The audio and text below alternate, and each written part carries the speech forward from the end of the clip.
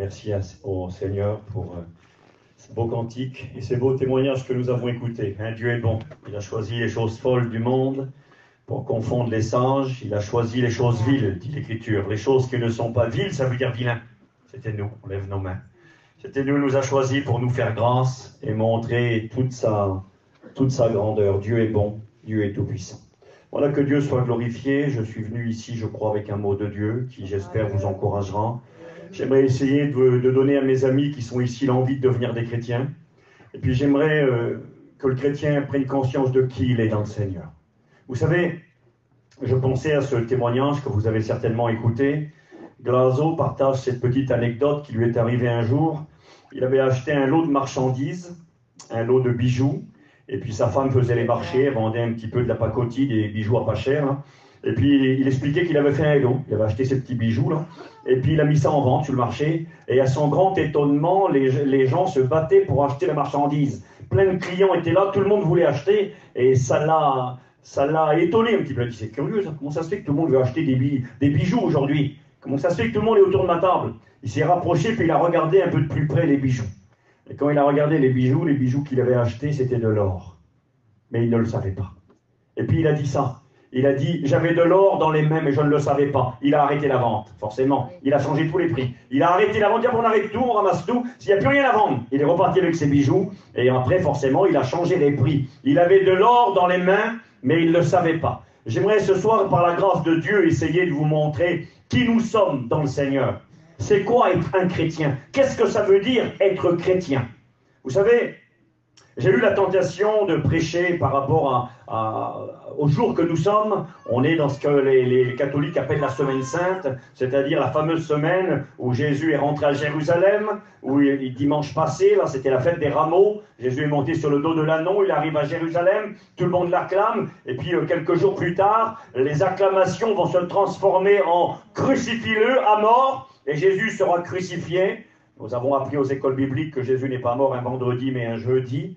Et puis quand Christ est mort, il a été mis au tombeau. Donc là, aujourd'hui, quelque part, c'est un petit peu la date anniversaire de la mort de Jésus, de la mise au tombeau du Christ.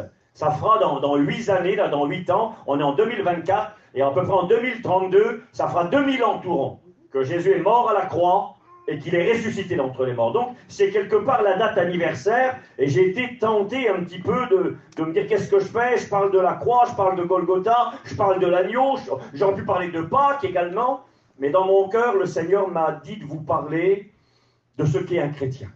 Alors, je vais obéir au Saint-Esprit, on ne va pas obéir aux dates des fêtes religieuses, mais obéir à la parole du Seigneur. Merci mon frère, que Dieu te bénisse. Alors, on va lire la Bible, on ne va pas perdre de temps. On va quand même lire un passage où il est quelque part question de ce que Christ a subi. Il y a 2 jours en arrière, ça faisait donc la date anniversaire. C'est écrit dans Matthieu, chapitre 26, verset 36. Là-dessus, Jésus alla avec eux dans un lieu appelé Gethsémani. Et il dit aux disciples, « Asseyez-vous ici pendant que je m'éloignerai pour prier. » Il prit avec lui Pierre et les 2 fils de Zébédée, et il commença à éprouver de la tristesse et des angoisses. Nous sommes dans le petit jardin aux portes de la ville de Jérusalem, au pied de la montagne des Oliviers, Gethsémani, le pressoir à huile. Il prit avec lui Pierre et les 2 fils de Zébédée, il commença à éprouver de la tristesse et des angoisses, et il dit alors, « Mon âme est triste jusqu'à la mort, restez ici, veillez avec moi. » Puis, ayant fait quelques pas en avant, il se jeta sur sa face et pria ainsi, « Mon Père, s'il est possible que cette coupe s'éloigne de moi. Toutefois, non pas ma volonté, mais ta volonté. » Et dans l'évangile de Luc, chapitre 22, verset 43, c'est la continuité. Qu'est-ce qui se passe après? Jésus est à terre, ensanglanté, du sang coule de son front. La Bible déclare qu'il est dans l'angoisse, qu'il est dans la souffrance, il est triste jusqu'à la mort. Et là, il est marqué verset 43. Alors un ange lui apparut du ciel pour le fortifier, étant en agonie, il priait plus instamment, et sa sueur devint comme des grumeaux de sang qui tombaient à terre.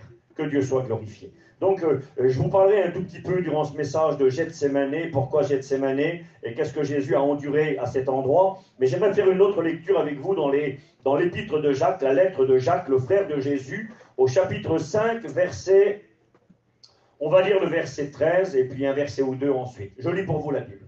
Quelqu'un parmi vous est-il dans la souffrance qu'il prie? Quelqu'un est-il dans la joie qu'il chante des cantiques? Quelqu'un parmi vous est-il malade? Qu'il appelle les anciens de l'Église et que les anciens prient pour lui en loignant d'huile au nom du Seigneur. La prière de la foi sauvera le malade. Amen. J'ai voulu qu'on fasse une petite prière tous ensemble. Que le Seigneur puisse se saisir de moi et qu'il dispose nos cœurs, que cette prédication ne soit pas simplement des paroles, des mots qui viennent toucher les cerveaux, mais qu'elle soit un mot de Dieu, oint par le Saint-Esprit qui vient toucher vos cœurs, vous enrichir, vous fortifier et vous bénir. Est-ce que vous le voulez ce soir?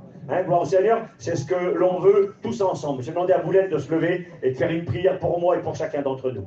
Que Dieu nous parle et nous bénisse ce soir.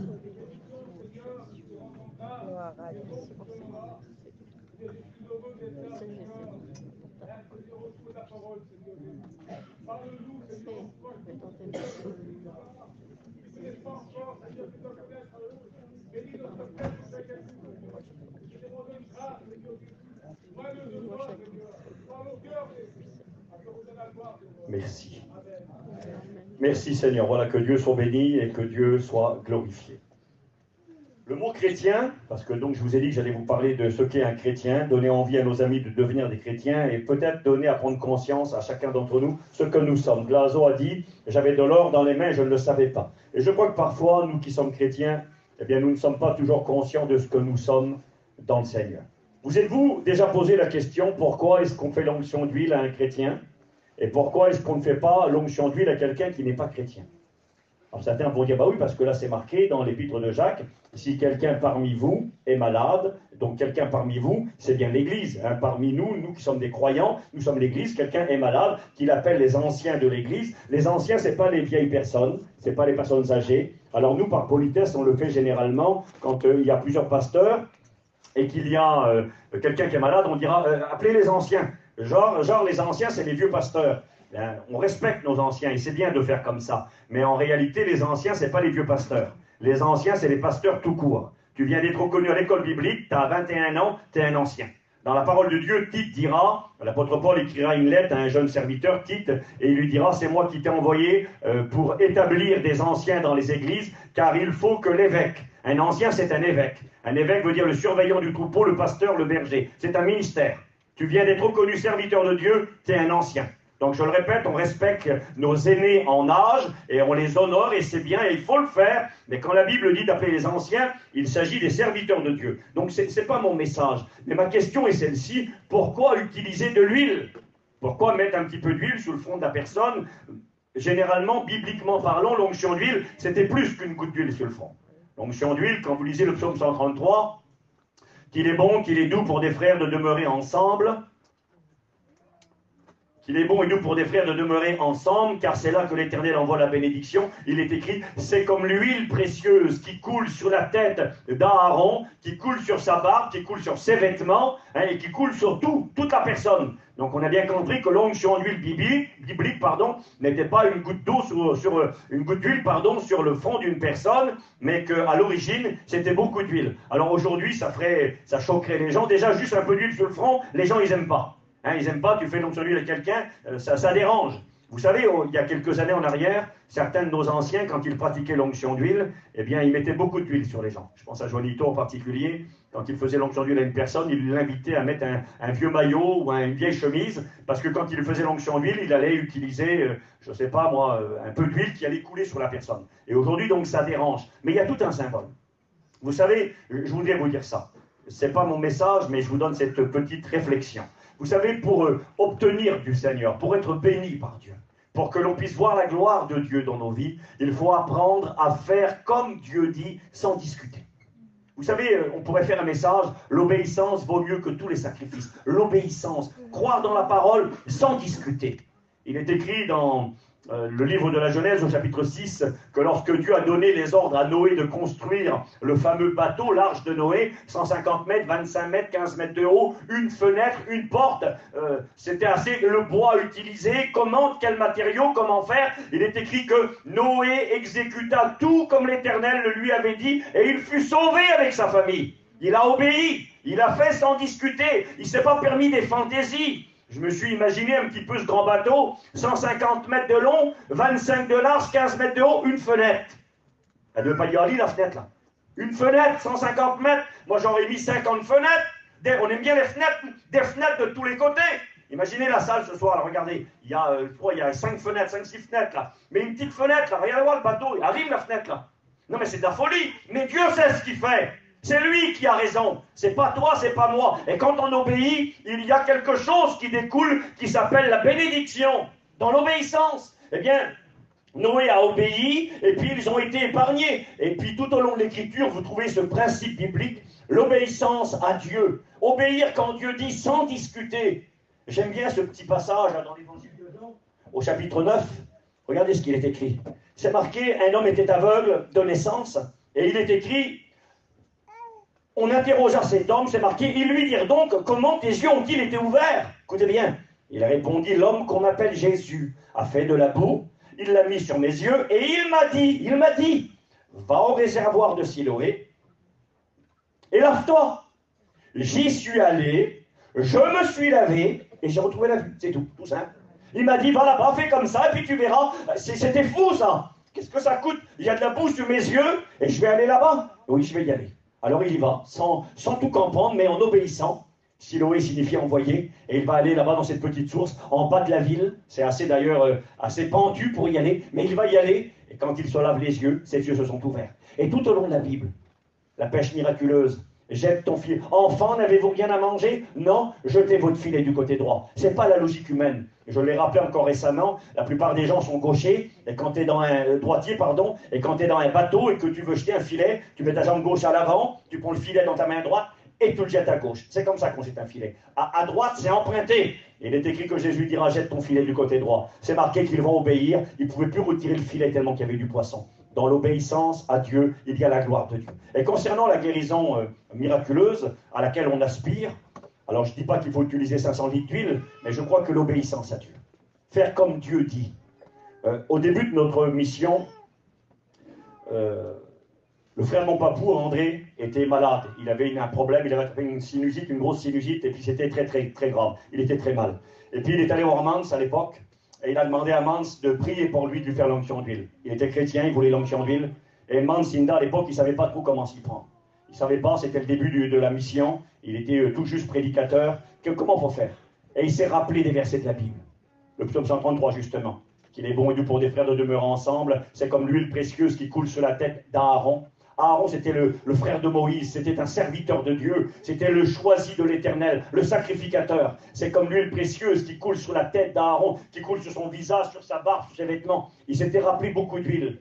Il s'était dit, comment je vais mettre de l'huile sur la tête à André qui était malade? Et il s'est rappelé, il a dit, David, quand il a été un roi d'Israël, le prophète a pris une corne, Samuel, et il a mis de l'huile sur sa tête.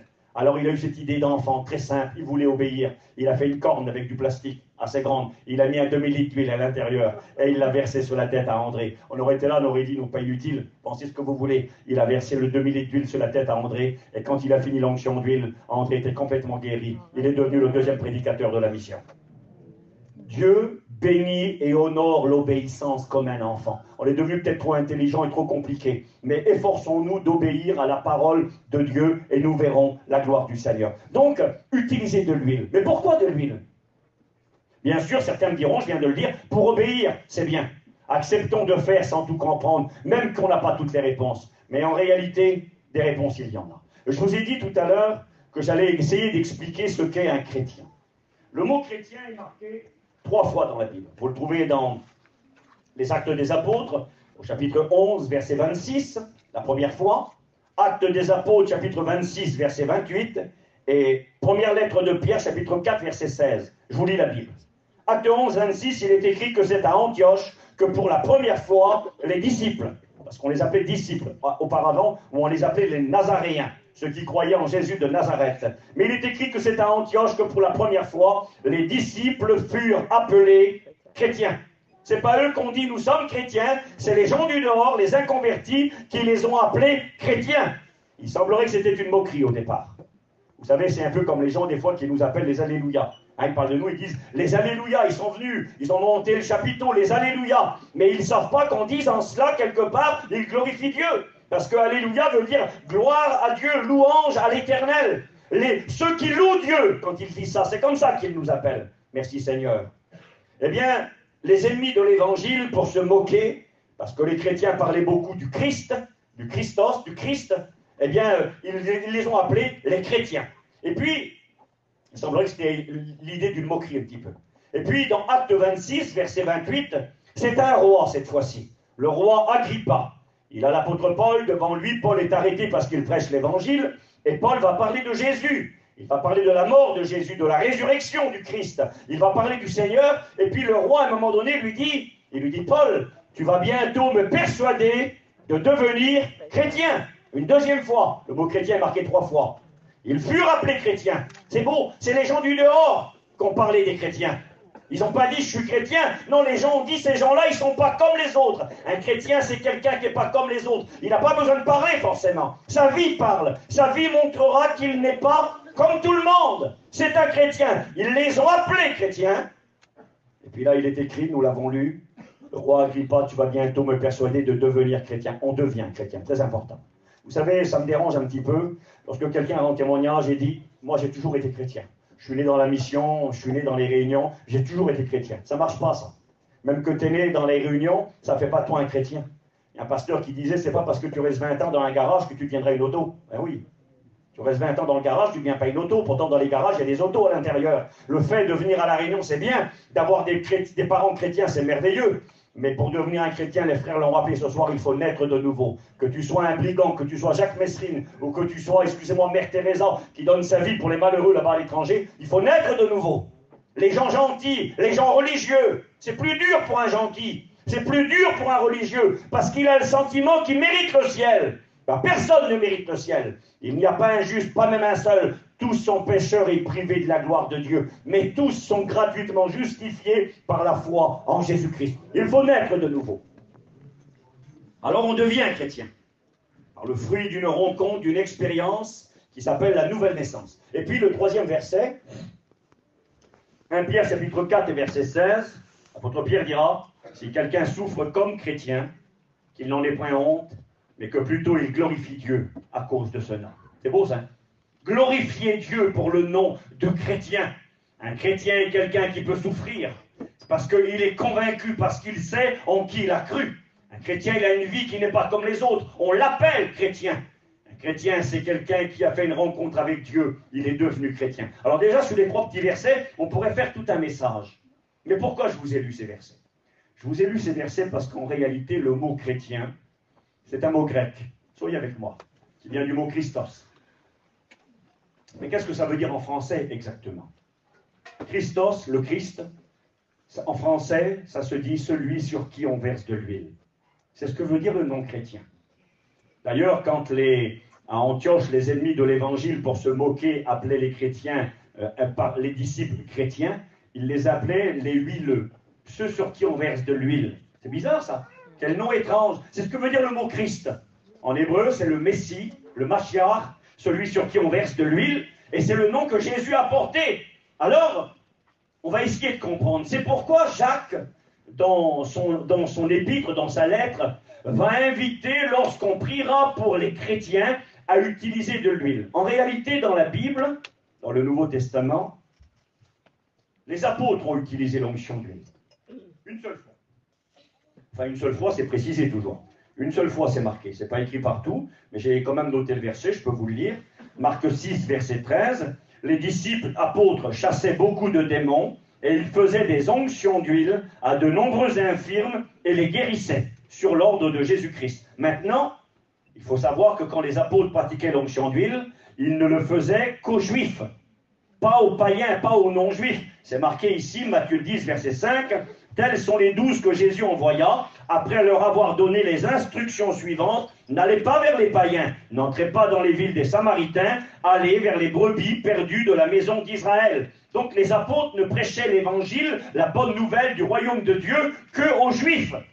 À l'époque, nous, si on avait été là, on nous aurait laissé sur le côté, sur la touche, on ne nous aurait pas prêché la parole. Donc ils prêchent à Israël, ils prêchent au peuple de Dieu, et ils pratiquent l'onction d'huile sur le peuple de Dieu. Et ensuite, Jacques invitera à pratiquer l'onction d'huile également sur les membres de l'Église. c'est-à-dire les anciens païens convertis à Jésus-Christ. Alors, mais pourquoi?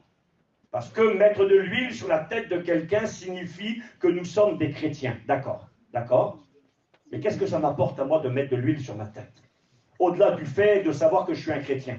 Eh bien, parce que quelque part dans la Bible, eh bien, nous est enseigné l'onction d'huile. C'est une doctrine de l'Écriture. Qui a pratiqué l'onction d'huile?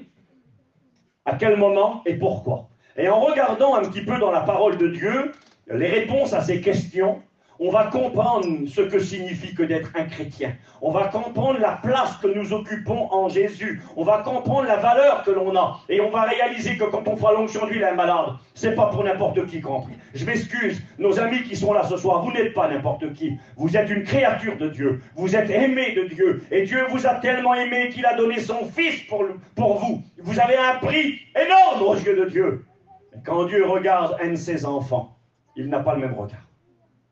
Quand on fait l'onction d'huile à un chrétien, mes frères prédicateurs et moi-même devrions prendre conscience que quand je prie pour le chrétien, que je mets de l'huile sur sa tête, c'est une manière de dire à Dieu, lui c'est un chrétien, c'est un oint d'huile. Et parce que c'est un oint d'huile, il n'est pas comme les autres. Ce n'est pas quelqu'un du monde, excusez-moi, ce n'est pas un enfant des ténèbres, ce n'est pas un enfant de colère, ce n'est pas un étranger. Parce que Dieu, s'il est le Dieu de tous les hommes, on risque de vous déplaire. Et peut-être de vous décevoir. Dieu n'est pas le Père de tous les hommes. Il est écrit dans l'évangile de Jean, chapitre 1er, verset 12, que à tous ceux qui ont reçu Jésus, leur a été donné le pouvoir de devenir enfants de Dieu. Si on devient chrétien, on devient aussi enfant de Dieu. Dieu, c'est le Dieu à tout le monde, mais il n'est pas le Père à tout le monde. Pour qu'il devienne le Père d'une personne, il faut que cette personne ait accepté Jésus-Christ comme son sauveur personnel au préalable. Et là, on change d'identité. On devient des enfants de Dieu à part entière. Nous sommes adoptés. Et il est écrit dans l'Épître aux Romains, chapitre 8, que le Saint-Esprit rend témoignage à notre esprit que nous sommes enfants de Dieu et nous pouvons dire « Abba, Père ». Abba. Abba, c'est un mot qui veut dire papa ou tata, si vous voulez. Le mot intime, l'intimité, la proximité. Dieu n'est plus un Dieu lointain. Dieu n'est plus simplement mon créateur, mais Dieu devient mon Père. Je médite la Bible avec vous. En méditant les différentes onctions d'huile dans l'Écriture, à quel moment on a utilisé de l'huile, qu'on l'a versée sur des individus ou sur des objets, va nous aider à comprendre qui nous sommes. Je suis un chrétien, mais qu'est-ce que ça veut dire? Celui sur qui on verse de l'huile. Mais pourquoi? Bien, lorsqu'on lit l'Écriture, je vous l'ai dit, la Bible nous parle de différentes onctions d'huile. Et la première onction d'huile qui a été pratiquée dans l'Écriture, certains le savent certainement, évidemment, eh bien c'est Jacob qui va la pratiquer. Jacob était le fils d'Isaac et petit-fils d'Abraham. Dieu est appelé dans la Bible le Dieu d'Abraham, d'Isaac et de Jacob. Ce sont les trois patriarches. Et donc Jacob est le premier qui, dans l'Écriture, va pratiquer l'onction d'huile. Et lorsqu'on lit, on va lire un petit verset de la Bible, Genèse 28, verset 18, il est écrit, Jacob se leva tôt le matin, il prit la pierre qui était sous sa tête, et il l'a mis debout. Alors, vous êtes avec moi, il se lève le matin, il y a une pierre, il a fait une tête d'oreiller avec une pierre, ça ne veut pas être tellement confortable. Hein. Il était dans un endroit qui s'appelle Luz, ou Luz, qui veut dire le virage, la courbe, l'endroit où on change de direction. Et quand il est là ce soir-là, il cherche Dieu. Il désire Dieu. Il se sent attiré par Dieu, mais il ne connaît pas Dieu. Son père est un homme de Dieu. Son papou est un homme de Dieu, son grand-père. Mais lui, il a écouté parler de Dieu, mais il n'a pas fait sa rencontre personnelle avec Dieu. Et ce soir-là, à Luz, il est plein de problèmes. Il y a son frère qui veut le tuer parce qu'il a menti à son père, parce qu'il a triché son frère. Son frère veut le tuer. Il se sauve de la maison paternelle. Et puis il a des problèmes plus gros que lui. Il est tout seul dans un endroit pratiquement désert. Il dort à la belle étoile avec une pierre sous sa tête. Et cette nuit-là, dit la Bible, il va rencontrer le Dieu de son père. Pendant qu'il est en train de dormir, il va voir une échelle. Une échelle dont le sommet était sur le ciel et le bas était sur la terre. Et il voyait des anges qui montaient et qui descendaient sur cette échelle. Et la Bible déclare qu'en haut de l'échelle, il a vu Dieu. Et Dieu lui a parlé. Et il lui a dit, Jacob, je suis le Dieu de ton père Isaac. Je suis le Dieu d'Abraham. Et je vais devenir ton Dieu. Je vais te garder là où tu iras, je te protégerai, je serai ton protecteur, je serai ton guide. Et quand il se réveille le matin, il est terrorisé. Ça va être un tournant dans sa vie. Il avait écouté parler de Dieu, mais là, il a rencontré Dieu. C'est différent, hein? Écouter parler de quelqu'un, connaître des choses sur quelqu'un, mais connaître ce quelqu'un. J'ai l'occasion depuis quelques années d'aller à l'étranger en Irlande. Et dans ce pays, les gens sont très religieux, très religieux, très croyants, mais beaucoup dans les ténèbres. Ils sont dans la drogue, ils sont dans la violence, ils sont dans le suicide, des gens malheureux comme des pierres, pourtant ils sont religieux. Vous allez dans la plupart des maisons, il y a des grandes statues, il y a Marie, il y a Jésus qui est partout. Et je me souviens un jour d'arriver dans un de ces foyers. Il y avait un garçon qui était mort depuis pas longtemps, le père était dans l'angoisse, la dépression, le petit jeune, il était là, il avait, je sais pas, une trentaine d'années, peut-être un petit peu plus, il était en miettes par terre, il était en train de travailler, et il avait une croix avec Jésus dessus, au-dessus de sa tête. Et je me suis servi de ça. Et je lui ai dit, tu vois ce Jésus que tu as ici, sur cette croix. Et je lui ai dit, ce Jésus, il est mort par amour pour toi, mais il est vivant aujourd'hui. Je lui ai dit, est-ce que tu connais ce Jésus ? Alors il connaissait le Jésus de la religion, il connaissait les représentations religieuses, il avait des notions religieuses, mais il ne le connaissait pas personnellement. Et quand je lui ai parlé de ce Jésus, cet homme qui était là en train de travailler sur le sol, c'était les ténèbres dans sa maison. On est revenu quelques semaines ou quelques mois plus tard, la lumière brillait. Il s'est baptisé lui, sa femme, son père, une transformation. La croix avait été enlevée du mur parce qu'il avait compris que Christ était vivant et qu'il était ressuscité. Il avait rencontré Jésus. Et là, c'est ce que fera Jacob. Il rencontre le Seigneur. Et quand il se lève le matin, il va dire, Dieu était dans ce lieu, mais je ne le savais pas, que ce lieu est redoutable. Et le lieu Luz, le virage, la courbe, va devenir Bethel, la maison de Dieu. Et là, regardez ce qu'il est écrit. Jacob se leva tôt le matin, prit la pierre qui était sous sa tête, il l'a mis debout, il versa de l'huile sur la pierre pour en faire une pierre sacrée. Première chose. Parce que, pour Jacob, cette expérience qu'il vient de vivre est inoubliable. Elle transformera toute sa vie. Dieu deviendra le Dieu de Jacob. Il ne sera plus jamais le même après cette rencontre-là. J'ai eu la grâce d'aller à Bethel plusieurs fois. Aujourd'hui, Bethel, c'est un endroit que j'aime beaucoup parce qu'il n'a pas été touché par le religieux. Beaucoup de sites bibliques, chrétiens en Israël, aujourd'hui, c'est des édifices religieux. Et c'est même décevant parfois. Il y a des statues, des églises, des bâtiments un peu partout. Mais là, à Bethel, il n'y a rien. C'est un endroit désertique avec des pierres.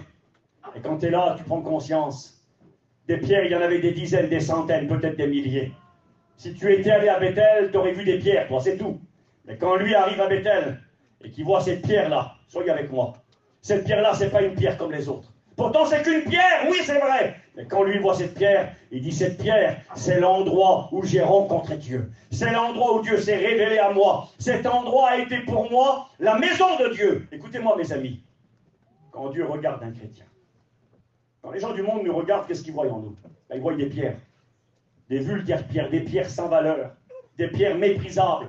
Des pierres, il y en a des pierres sur le terrain là. Il y a plein de pierres dehors sur le parking. On ne fait pas qu'à des pierres, on marche dessus. C'est juste des pierres, c'est tout. Regardez ce que dit la Bible. C'est noté dans 1 Pierre chapitre 2, verset 4. Ce fameux Pierre qui a parlé des chrétiens. C'est marqué, approchez-vous de lui.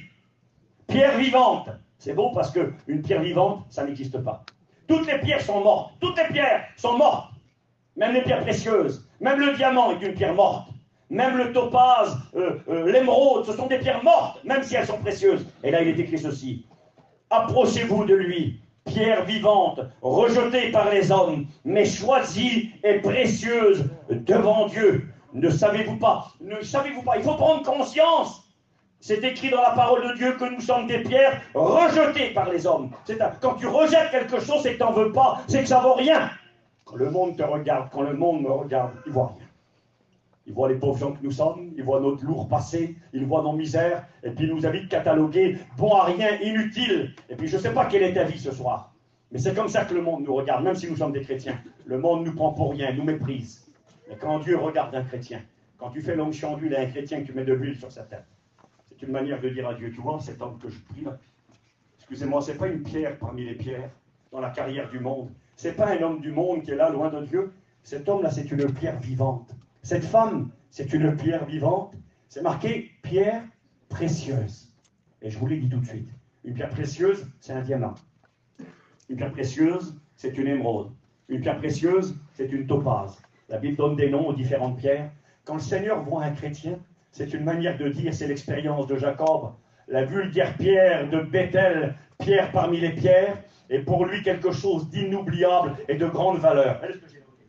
J'ai noté, bien qu'une simple pierre, elle est pour Jacob un souvenir inoubliable. Cette pierre peut être un type du chrétien qui est une pierre vivante que Dieu n'oubliera jamais. Et quand je fais l'onction d'huile à un chrétien, et puis tu dois prendre conscience de qui tu es, parce que chrétien veut dire celui sur qui on verse de l'huile, tu dois prendre conscience que ce soir, si pour le monde, tu n'es rien, si pour les gens qui t'entourent, tu n'es rien, si pour ta famille, tu n'es rien, et peut-être des femmes malheureuses dans leur foyer, si pour ton mari, tu n'es rien, ou vice-versa, sache que quand Dieu te regarde, il voit une pierre qu'il a choisie, il voit une pierre précieuse, et il voit une pierre vivante. Béni soit le Seigneur. C'est ce que nous sommes.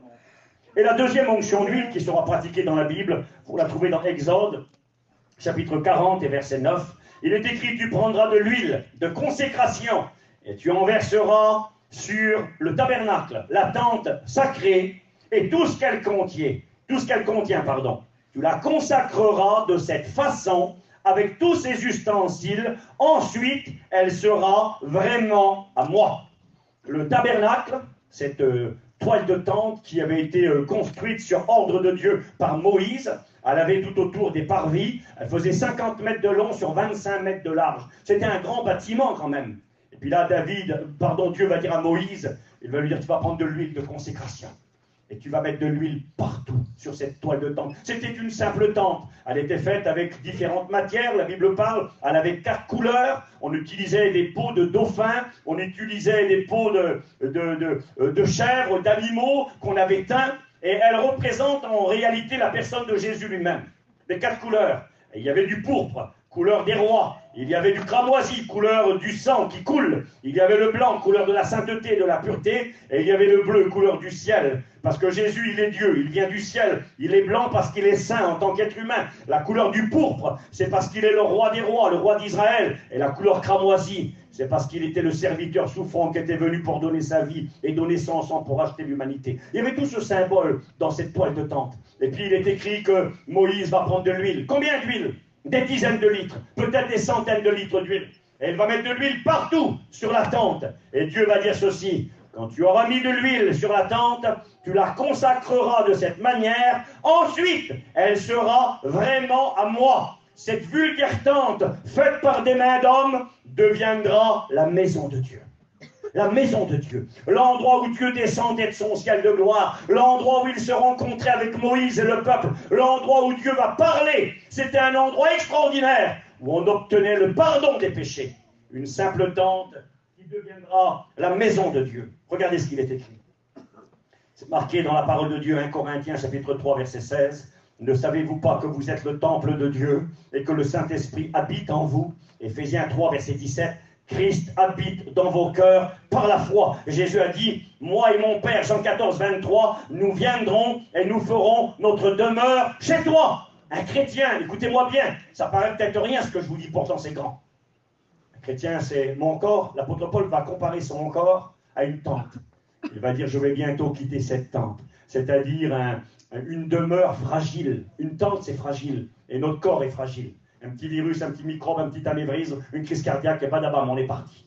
C'est pas grand-chose, notre corps. Et pourtant, ne savez-vous pas que votre corps est le temple de Dieu et que le Saint-Esprit habite en vous?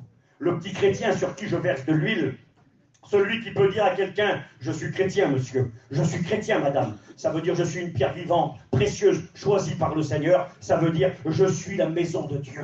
Je suis le temple de Dieu. Dieu habite en moi. C'est écrit, Jésus a dit, moi et mon Père, nous viendrons, nous ferons notre demeure chez lui. Vous savez, si au début de la réunion, j'aurais posé la question, et que j'aurais dit, qui voudrait être visité par Dieu ce soir? Qui voudrait que le Saint-Esprit vienne le visiter? Je pense que beaucoup auraient levé la main. Moi, je veux être visité. Moi, je veux être visité. Ben, à la limite, si nous sommes chrétiens, on n'a pas besoin de lever la main. Parce qu'un chrétien n'est pas visité par le Saint-Esprit. Un chrétien n'est pas visité par Dieu. Un chrétien, il est habité de Dieu. Moi, je suis venu avec le Saint-Esprit à la réunion. Je suis venu avec Jésus et je suis venu avec Dieu le Père. Et quand je vais repartir, ils vont partir avec moi. Il est écrit dans la parole de Dieu qu'un chrétien, la visite est réservée pour les inconvertis. C'est marqué noir sur blanc dans la parole de Dieu, je peux vous le lire dans les Actes des Apôtres. Il est écrit que Dieu viendra visiter les païens. On visite quelqu'un quand on n'est pas là.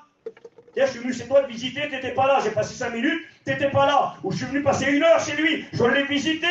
Des fois, on dit une visite de docteur. Il vient 3 minutes, le docteur, il prend ta carte vitale, il prend tes sous, il te regarde vite fait. Une visite, mais il n'habite pas chez toi. Bien, Jésus ne fait pas de visite de docteur.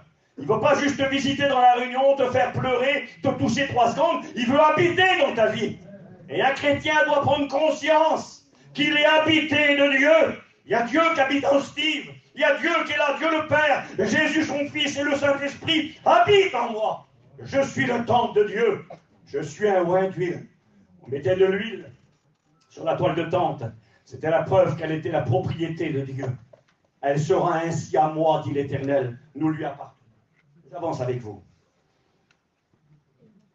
Cette onction d'huile est vraiment intéressante. Et quand Milo témoignait, puis les garçons, Babo, Laco, mon petit beau-frère était un peu plus gentil. Mais aux yeux du Seigneur, nous sommes tous les mêmes. Mais quand même, j'aime bien cette onction d'huile. On la trouve dans le livre du Lévitique. Regardez ce qu'il est écrit. C'est afin de comprendre qui nous sommes, de nous rappeler, de prendre conscience de la place que nous occupons dans le Seigneur. Lévitique 13, verset 45. Le lépreux, atteint de la plaie, portera des vêtements déchirés. Ah, ce n'est pas les habits à 4 épingles, hein. Les habits arrachés en miettes, symbole du deuil, de la tristesse, et aussi une manière, pourquoi des vêtements déchirés? Pour montrer son corps, pour montrer la maladie, pour prendre personne en retraite, pour que tout le monde sache qui nous sommes. Les vêtements déchirés, on voyait le corps du lépreux, en miettes, en charpie, les mains qui partaient en miettes, les doigts, il perdait ses doigts, il perdait ses oreilles, il perdait son nez, ça se voyait, mais aussi le corps à l'intérieur. C'est écrit ceci, le lépreux atteint de la plaie portera des vêtements déchirés. Il aura sur la tête nue, pas le droit de se casser la tête. Il se couvrira la barbe, et il criera impur, impur. Aussi longtemps qu'il aura la plaie, il sera impur, il habitera seul, écoutez-moi bien, il habitera seul, sa demeure sera en dehors du camp. Le lépreux, Seigneur, quelle tristesse. Une maladie incurable. Personne ne peut guérir, aucun remède, aucun docteur n'avait la capacité de soigner un lépreux. C'était un condamné à mort. Et quand il découvrait qu'il avait la lèpre, alors on imagine quelques secondes. Père de famille, sa femme, ses petits-enfants, ses amis, ses frères et sœurs, ses parents. Et puis là, tout d'un coup, il découvre qu'il est lépreux. Il essaye de cacher, il espère que c'est pas ça, mais ça se propage sur son corps, sur sa poitrine, sur ses jambes, sur son visage. Et il commence à changer. Il devient contagieux, il peut contaminer et apporter la mort autour de lui. Il vient voir le sacrificateur qui faisait office de médecin, de docteur. Et quand le sacrificateur l'examinait, il disait « Tu ne peux plus rester chez toi. Tu es contagieux, tu vas faire mourir tout le monde, tu vas contaminer tout le monde. Il faut que tu t'en vas du camp. » Ma femme, mes petits, c'est fini. Tu n'embrasseras plus jamais tes enfants. Tu ne serras plus jamais ta compagne contre toi. Tu ne seras plus jamais chez toi. Tu vas vivre en dehors du camp, des vêtements déchirés, et tu es impur. Et quand quelqu'un passera, tu crieras. C'était un désespéré. Et si un lépreux s'approchait de quelqu'un qui était en bonne santé, il risquait de le contaminer, on le lapidait à coups de pierre. Vous savez l'histoire du lépreux dans l'évangile de Luc, là, qui vient vers Jésus, après que Jésus ait prêché sur la montagne des béatitudes. Quand Jésus descend vers Capernaum, c'est marqué que le lépreux vint vers le Seigneur et il se jeta à ses pieds. Et là, Jésus va faire quelque chose qui était interdit. Ce gars-là, il est en train de risquer sa vie. Il s'est approché des gens en bonne santé, il risque de les contaminer. Normalement, tout le monde va prendre des pierres, il va le tuer. Il va se faire tuer, il peut contaminer les gens. Il est tellement désespéré. C'est marqué, Jésus va poser sa main sur lui. C'est beau ça. Tu ne peux pas le toucher, il est impur, il va te contaminer. La lèpre dont l'Écriture représente le péché et le pécheur. Le lépreux, c'est ce que nous étions. C'est Milo qui a rendu témoignage. La misère, le voleur, sa famille n'en voulait pas, avait fait une croix sur lui. C'est Laco qui rend témoignage, qui dit « Il ne parlait plus. » Excusez-moi, à sa mère. Plus de contact pendant des années. C'est la lèpre, ça. C'est les conséquences du péché qui nous asservissent, qui font de nous des esclaves, qui nous coupent de nos familles. Milo qui témoignait ce soir et qui disait sa femme, il se réalisait même plus son foyer, ses enfants. Il voyait plus rien. Le péché avait tout pris. Et tu es peut-être comme ça ici ce soir, avec ta misère, avec ton péché et ses conséquences. Ce péché qui t'a séparé des tiens. Ce péché qui t'a rendu si malheureux. Ce péché qui fait que tu as comme cet homme avec les vêtements déchirés, tout seul, abandonné. Et personne ne peut rien pour toi. J'aimerais te dire que si personne ne peut rien pour toi, si ta famille t'a abandonné, il y a des parents des fois qui ne veulent plus voir leurs enfants. Il y a des frères et sœurs qui ne veulent plus voir leurs frères, leurs cousins, leur famille, parce qu'ils ont été trop loin. J'étais quelqu'un récemment au téléphone et il me disait, j'ai interdit, pas au téléphone, avec quelqu'un à qui je parlais de ma famille à moi, de chez moi. Et il disait, j'ai interdit mon petit d'aller avec des petites chez nous. Il dit, ça va trop loin. Il dit, ils sont tellement loin dans la boue, dans la misère, dans le péché, dans la drogue, dans toute cette déchéance. Il dit, je veux pas que mes petits aillent avec. Pourtant, c'est nos familles. On peut plus. Des fois, on essaye de se protéger. On essaye de mettre comment dire, une distance entre nous, comme le lépreux. Il est fini, il est désespéré. J'avance vite. Le seul espoir pour le lépreux était d'invoquer l'Éternel, celui qui est dans le ciel.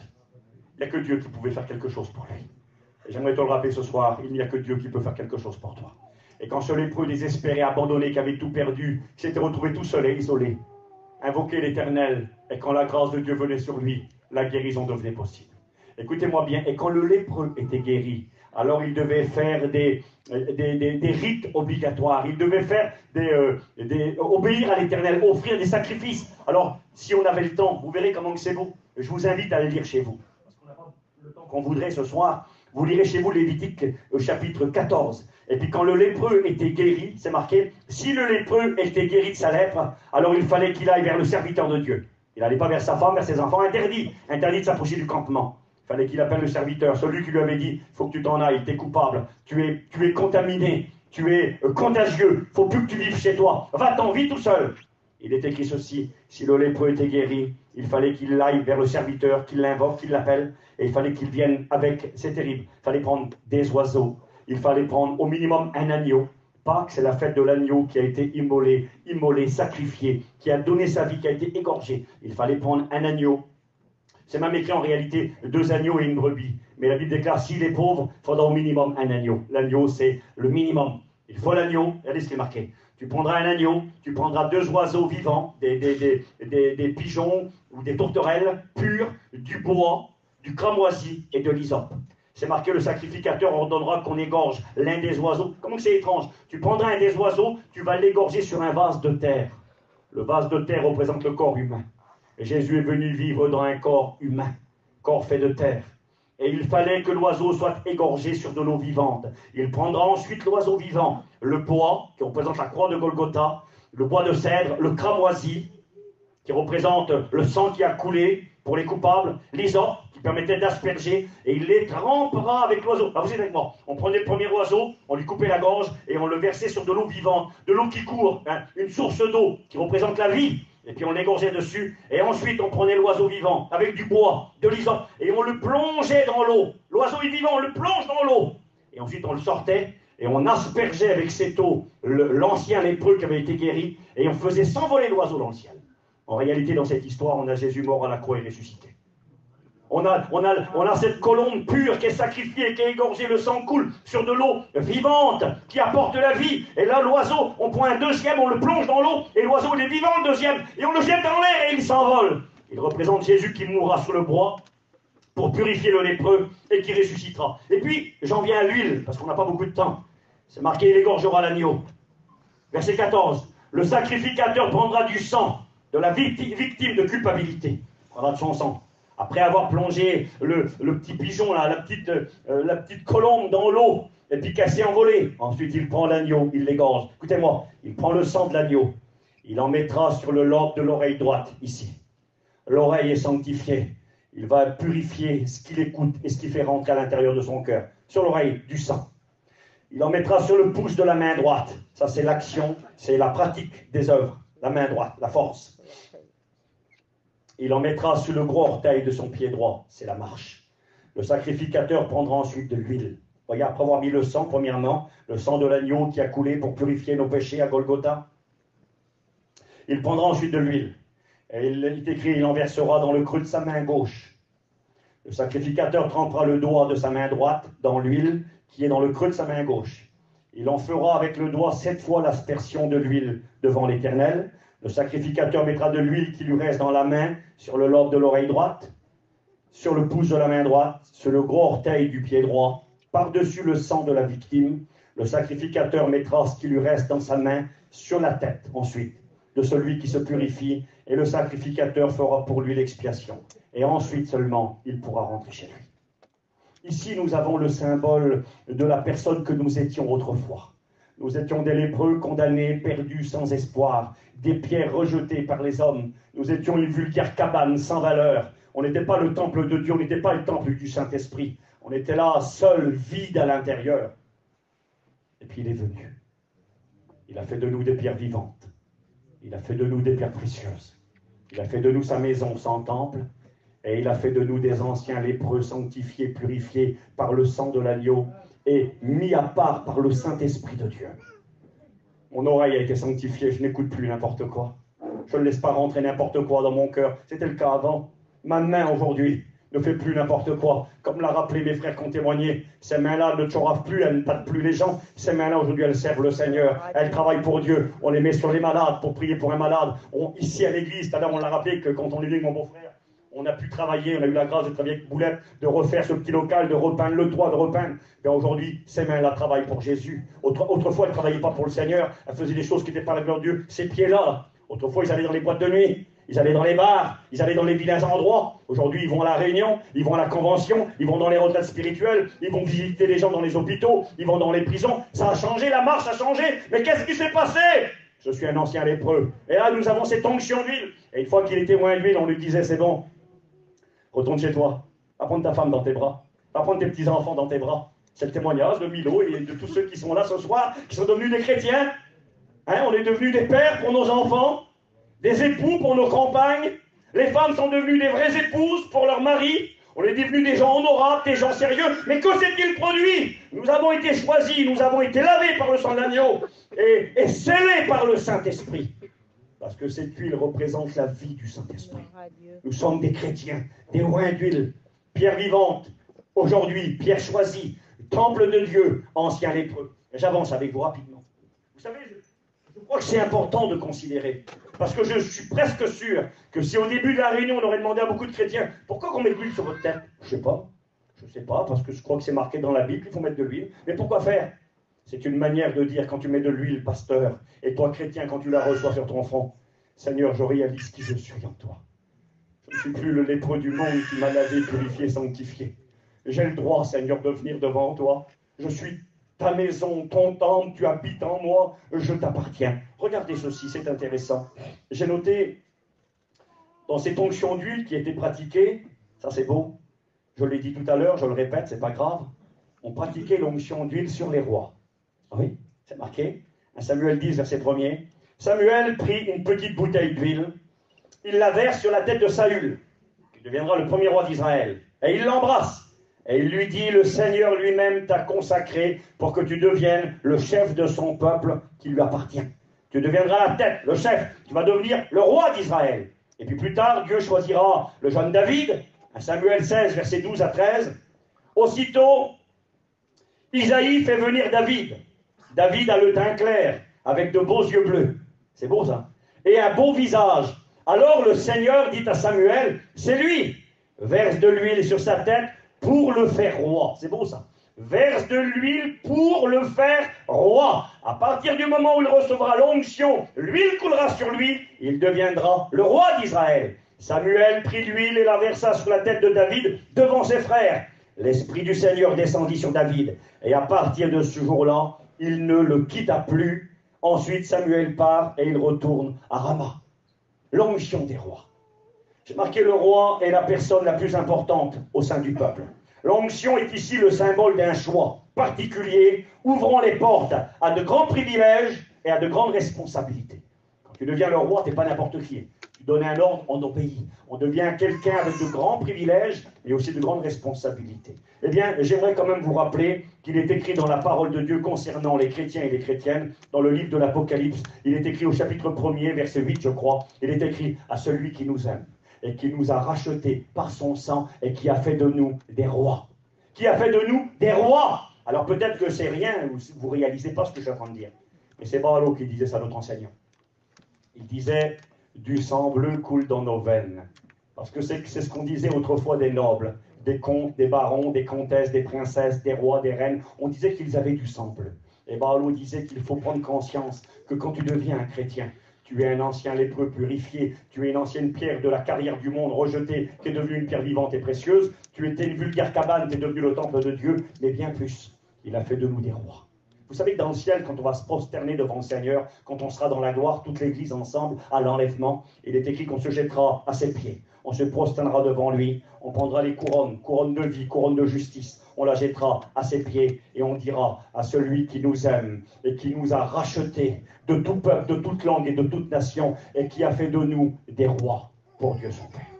Nous sommes devenus des notables. Je ne sais pas si on le réalise vraiment. La place qu'on occupe. Satan est un menteur, ça a été dit tout à l'heure. C'est un tricheur. Il voudra tout le temps t'avilir, t'abaisser, te diminuer, te faire passer pour rien. Mais tu dois prendre conscience ce soir. Tu es peut-être un malheureux pour le monde. Tu vis peut-être dans un petit terrain, une petite camping, tu n'as peut-être pas grand-chose. Et pourtant, tu es déjà assis dans les cieux, en Jésus-Christ. Tu es un enfant de Dieu. Dieu est ton Père et il a fait de toi un roi. Je ne sais pas si tu réalises. C'est-à-dire de grands privilèges, mais aussi de grandes responsabilités. Un roi, ça ne parle pas n'importe comment. Un roi, ça se distingue dans son attitude, dans son comportement. Et c'est la raison pour laquelle un chrétien il se distingue. Un chrétien ne parle pas comme tout le monde. De sa bouche ne coule pas de l'eau douce et de l'eau amère. Ne coule pas l'insulte, les mauvaises paroles, le mépris et en même temps la bénédiction, la louange et l'adoration. Il a une bouche sanctifiée. Il a un langage sanctifié. Il se fait reconnaître. Il n'est pas comme les autres. Et j'aimerais vous le rappeler, c'est ce qu'il a fait de nous. Nous ne sommes pas des orgueilleux ni des prétentieux. Nous avons obtenu la grâce du Seigneur. Et nous sommes devenus des rois. Il nous a élevés. Comme David, oint avec une corne.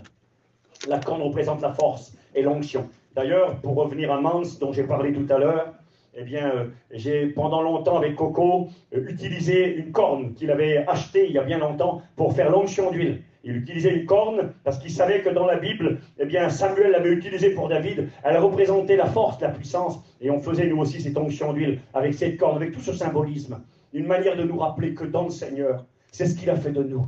Il a fait de nous des rois. Et le verset continue, je ne l'ai pas cité en entier. Il a fait de nous des rois et des sacrificateurs pour Dieu son Père. C'est quoi un sacrificateur? C'est marqué dans Exode 28, verset 41. Dieu dira à Moïse, toi Moïse, tu mettras ces vêtements à ton frère Aaron, un vieil homme, plus de 80 ans, 83 ans, et à ses fils. Tu verseras de l'huile sur leur tête et tu les établiras à mon service. De cette façon, en mettant de l'huile sur leur tête, Psaume 133, comme l'huile qui coule sur la tête, sur la barbe, sur les vêtements d'Aaron, une grosse onction d'huile. Il est écrit ceci, de cette manière tu les consacreras pour qu'ils me servent comme sacrificateurs.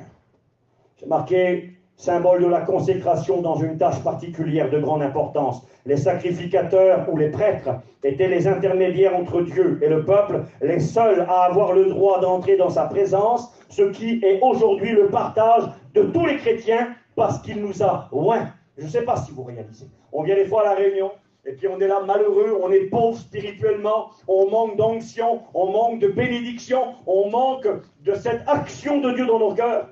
Et puis on est là comme des mendiants. Vous savez, comme Bartimée sur le bord de la route qui voudrait une petite pièce, et Jésus passe. Et il ne va pas demander une pièce à ce moment-là. Mais parfois on est comme ces mendiants sur le bord de la route. Mais j'aimerais vous dire ça ce soir, si vous êtes des chrétiens. Nos amis qui ne sont pas chrétiens, des fois ne savent pas. Ils ne connaissent pas le Seigneur, Lucinda. Ils sont loin du Seigneur. Ils ne comprennent pas. Mais moi, je suis un chrétien.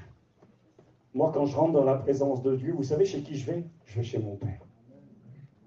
Vous avez des enfants ou des parents, je l'espère pour vous. Moi, j'ai mes parents encore. Quand je vais chez mes parents, j'ai rien à demander. Je ne sais pas, c'est un tic terrible, je ne sais pas si vous faites comme moi. Quand je vais chez mes parents, l'une des premières choses que je fais, c'est terrible, j'ouvre le frigidaire. En vérité, je rentre dans leur petite maison, là, et je ouvre le frigidaire, je ne sais pas pourquoi, je guette ce qu'il y a dedans. Je guette, des fois, il y a des petits yaourts, du chocolat, à boire, je ne sais pas. Et je guette ce qu'il y a dedans, et puis je prends. J'attends pas que mes parents soient là. S'ils ne sont pas là, c'est chez moi. C'est mes parents. Je ne le ferai pas chez un étranger. Je ne rentrerai pas chez un étranger, ouvrir la porte et puis fouiller dans les placards. Chez mes parents, c'est chez moi. J'entre et je fouille. Regardez ce qu'il est écrit. Marqué comme ça, ici, Hébreux 10, verset 19.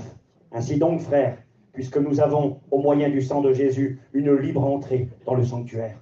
Car par lui, nous avons les uns les autres accès auprès du Père. Apocalypse 1,6, j'ai dit 1,8 tout à l'heure. À celui qui nous aime et qui a fait de nous des rois et des sacrificateurs pour Dieu son Père. Le sacrificateur avait le droit d'entrer dans la présence de Dieu. Le seul. Une fois par an. Le peuple restait dehors là-bas. Et dans le Saint des Saints, le lieu très saint, là où résidait la Shekinah, la gloire de Dieu, la présence de Dieu, le souverain sacrificateur était le seul. Il rentrait à l'intérieur. Quelle onction, quelle bénédiction. Et quand il ressortait de là, il avait intercédé pour les coupables. Et il accordait, il venait apporter le pardon au peuple. Il avait plaidé pour eux. Quelque part, c'est ce que tu as fait de nous. Il a fait de nous de ces sacrificateurs. Je suis un oint d'huile. Quand je oint d'huile un chrétien, c'est une manière de dire, ma sœur, mon frère, tu as le droit d'entrer dans la présence de Dieu. Tu as le droit de te servir, tu as le droit de venir prendre, tu as le droit d'être béni. Tu n'es plus un étranger, tu es un sacrificateur. Est-ce que vous le réalisez? Je ne sais pas, j'ai l'impression que ça ne rentre pas dans vos cœurs, que ça reste au-dessus de vous, là. Que le Saint-Esprit se saisisse de ces paroles. Que tu prennes conscience, je suis un chrétien, je suis un oint d'huile. Je le répète, une pierre vivante, choisie, précieuse. Je suis le temple de Dieu, je suis l'ancien lépreux. Mais maintenant, j'ai été sanctifié, j'ai été purifié, j'ai été lavé. J'ai le droit de vivre chez moi, j'ai le droit d'apporter la paix dans mon foyer, j'ai le droit d'apporter la paix à mes enfants, j'ai le droit de réjouir ma famille.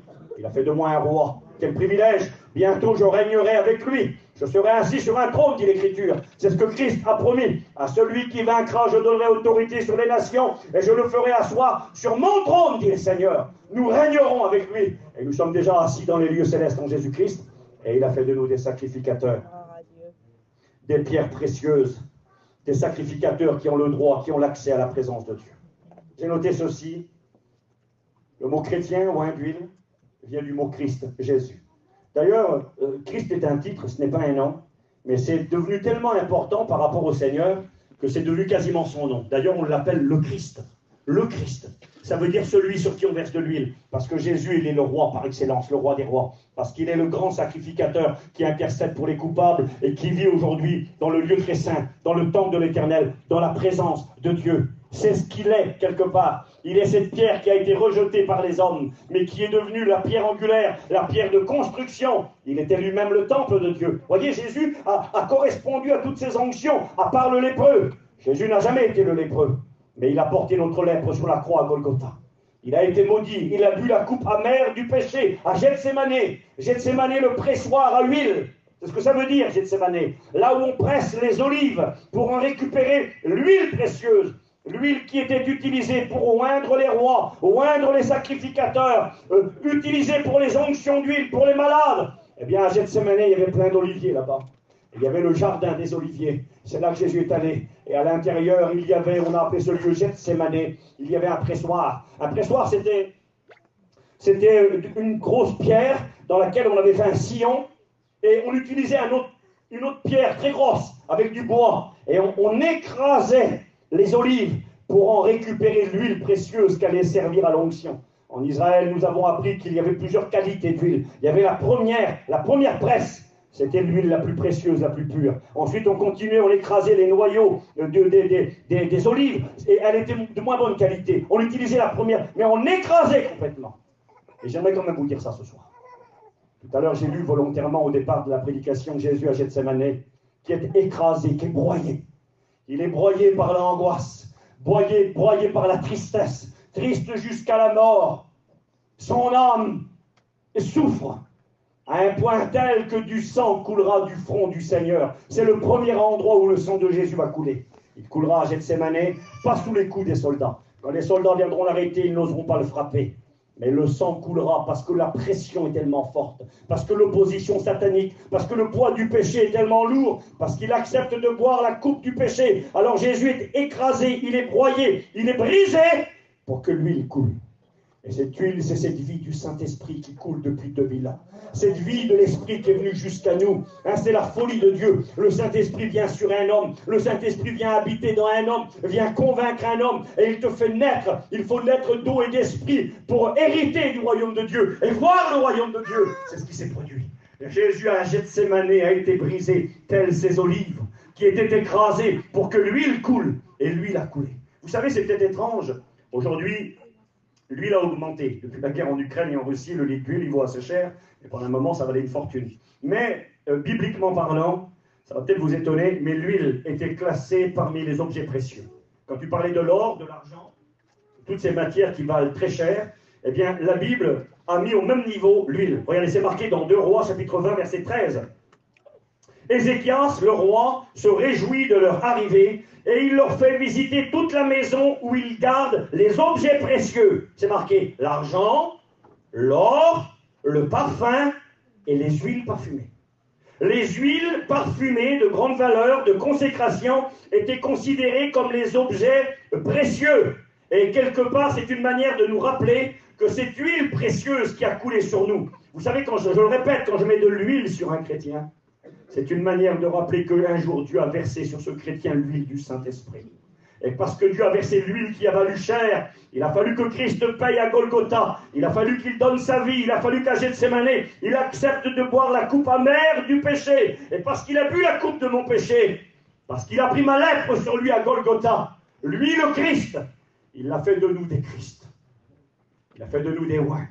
Il a fait de nous des mis à part. Quel prix il a payé. Avant, j'ai vite terminé.